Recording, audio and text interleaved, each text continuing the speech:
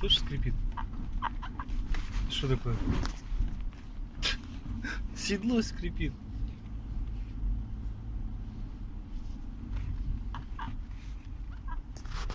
Едем в магазин вот по такой каше.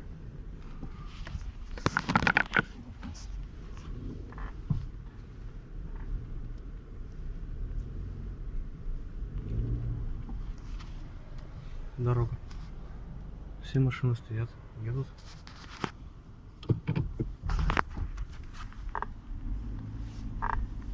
Это как так скрипит? Первый раз слышу.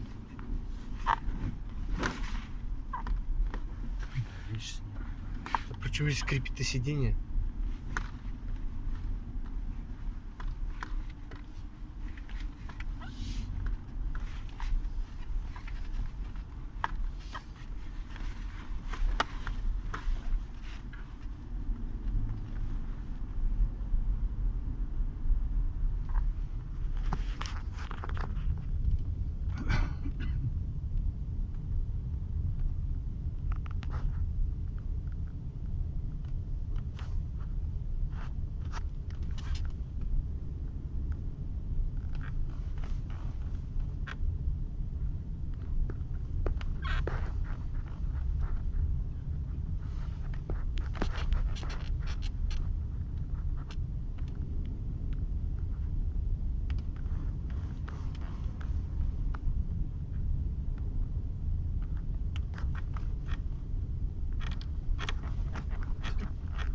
Легкая качка, видишь, и скрипит сиденье.